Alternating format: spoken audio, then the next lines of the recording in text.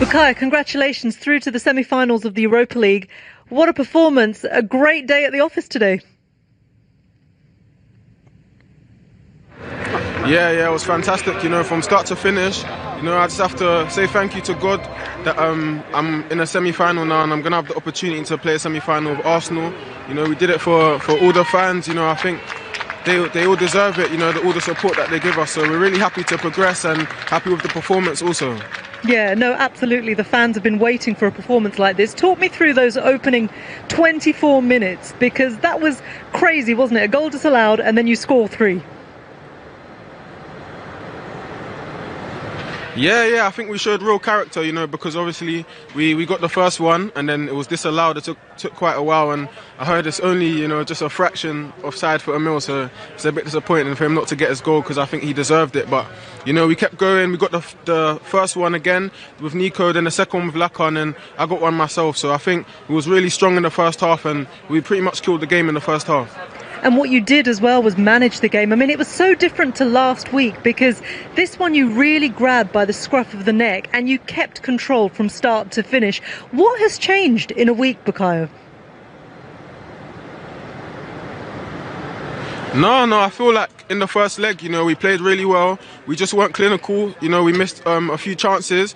And if we did take our chances, it would have been a similar game, But credit to the manager and all the coaching staff. I think the way they set us up, the way we pressed and they couldn't get out, and the control we had over the game, the movements, the rotations, I think they couldn't stop us. So I think, we did really well in that department.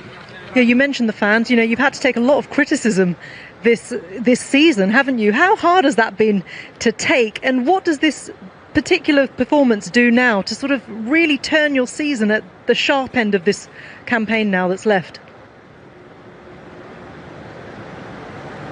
I think it shows everyone how exciting we can be, and what we can do. I think we're such a great team, and when we play like this, it's so amazing to be involved in, and I'm sure it's amazing for our fans to watch. We just need to not make mistakes, silly mistakes and stuff. And I think we've got a great chance of going to the final and winning this competition. But I think it's really up to us. We have the quality. We just have to show the performances and the game management like we did tonight. Still got work to do in the league, but Villarreal up next, and Unai Emery, someone you all know very, very well. Yeah. We look forward to the next opponent. Thank you very much, Bukayo. Well done today. He grabs at home, and then again tonight in front of goal, he was really calm, and his goal came at a really important time.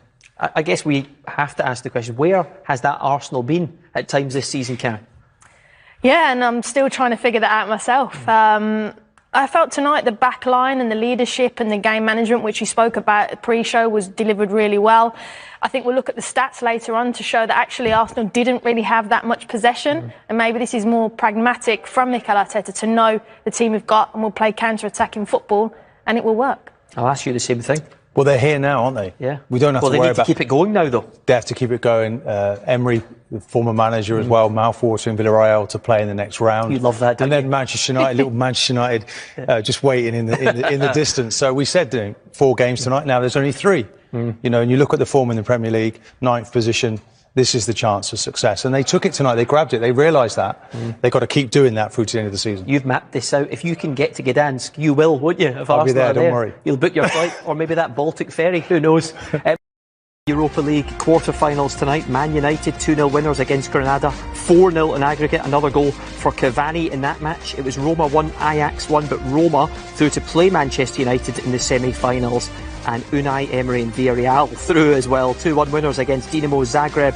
That's 3-1 on aggregate. They will face Arsenal next. Arsenal 5-1 winners on.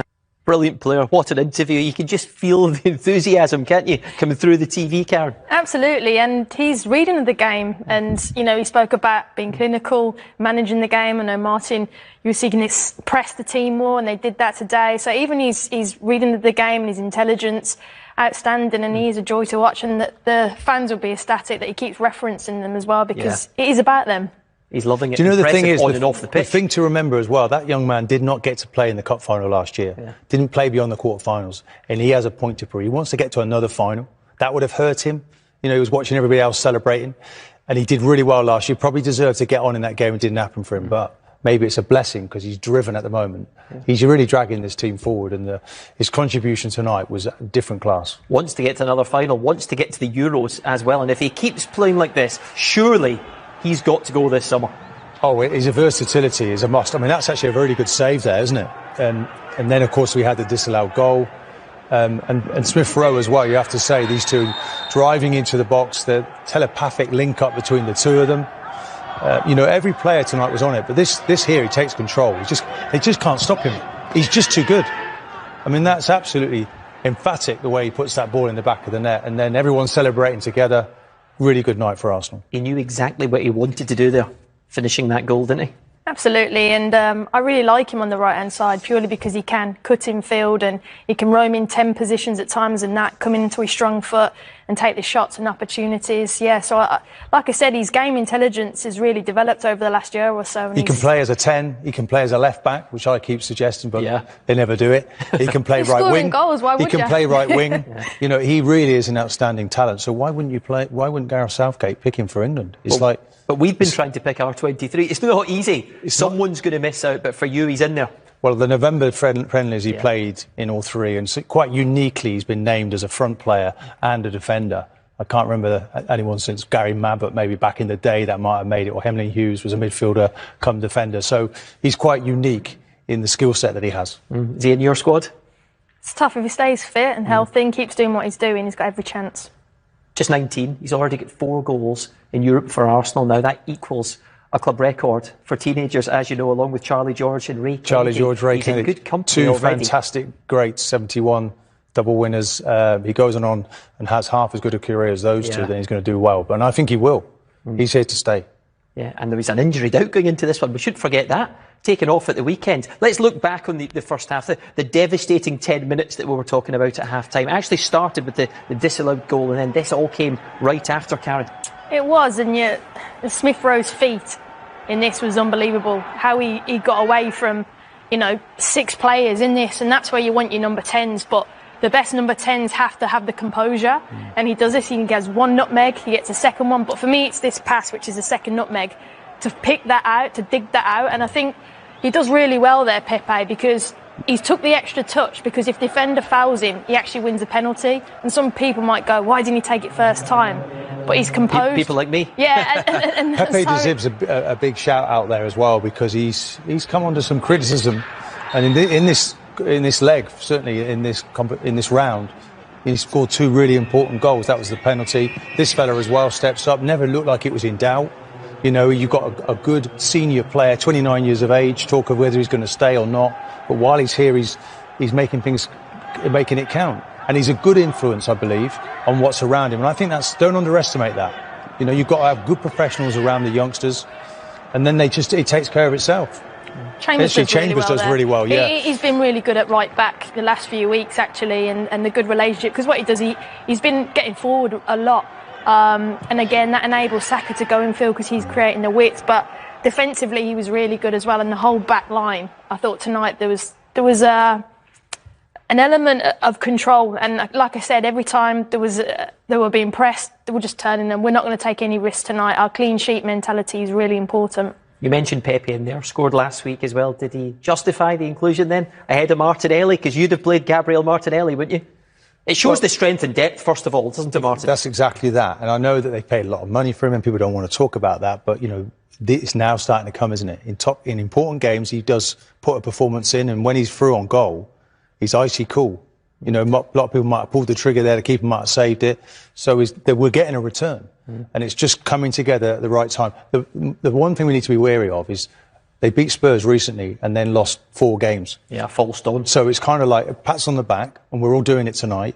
But they've won nothing yet. They've got to keep this going to the end of the season. They didn't need more goals, but they got another one in the second half. Lacazette, who you were just talking about. It's going to be interesting this summer, isn't it, given the fact he's 30 next month, out of contract 1 year further down the line. We know what's happened, big contracts given out to players over 30 in recent times. Aubameyang, question marks over his return now. Willian as well. What do you do with Lacazette, do you think, this summer, Karen? Well, first of all, in reference to this goal, it was a fantastic touch. And then the confidence and the composure again to roll it and then get the shot off. But in reference to the question you just asked about what do you do with Lacazette, It's difficult when he's scoring the amount of goals that he's delivering, and also how good I hear he is with the young players, and how much of a leader he is. And you can get rid of your senior players, but you do need them in there. You know, there's so many, you have to keep one or two, and it's which ones you keep.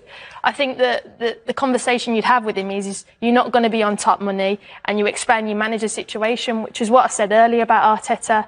He does have issues with managing the senior players, it looks like.